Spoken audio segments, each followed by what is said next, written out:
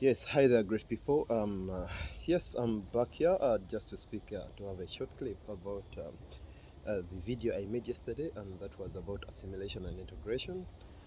This is the second clip, and I'm likely to make several of them where I'll be highlighting and sharing my reflections and, of course, things I've shared with people. People have shared the experiences, and there are things we know from theory, but again, practical shows them to us in totally different perspective. Yesterday, when I made a video, I got a couple of reflections from people who watched it, and they were only sharing their opinions.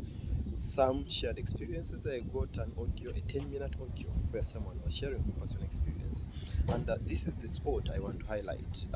In as much as I mentioned that we ought not to assimilate, but rather focus more on integration, I still have a balance, and that's something I think is quite relevant and important to highlight the aspect of the balance. Someone shared insights from my personal experience, and of course, based on theory and research knowledge, that people sometimes assimilate by default. There are people who never even know that they're assimilating in the cultures and traditions of their foreign countries. Yes, but my point here was more on citing out and bringing forth the conscious assimilation, where you choose to assimilate, where you choose to detach yourself from your tradition, from your heritage, and think that yours is a bit worse and maybe not as better as that you're adapting to.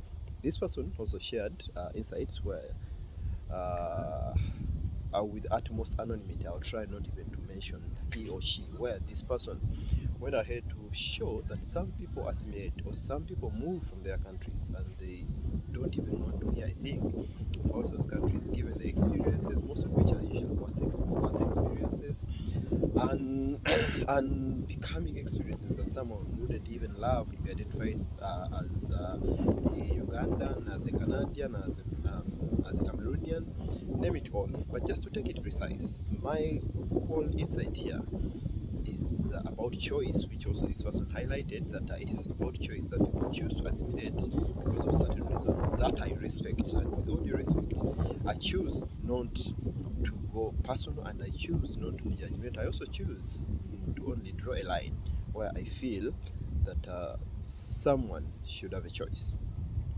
But just to put it precisely, the choice, if you're doing it on purpose or by choice, let it be driven by a conscious, and also looking at the generation after you. But also speaking as a Ugandan living in Norway, where I've learned and admired a lot about Norwegians, how they uphold their culture and traditions. I'll tell you one thing, that if your conscience tells you that it is okay, and you still stand to it generations after you, to detach yourself from your traditions, your culture, and your norms and values, and it is the same thing you're copying or witnessing or observing from Norwegians, then that should be okay. But for now, I just needed to highlight the aspect of the balance, which everyone has a right to, and of course, as we always say, it's basically our opinions that determine our perspectives, and all these perspectives are judged and based on our previous experiences or how much we know. How much we know is, of course, personal, and with all due respect, I won't judge the levels of, or rates or extents to which people know, but highlight the aspect of balance when it comes to assimilation and integration. This is part 2, and Moses Mugisha living here in Oslo, Norway. I sign out for now. Thank you so much.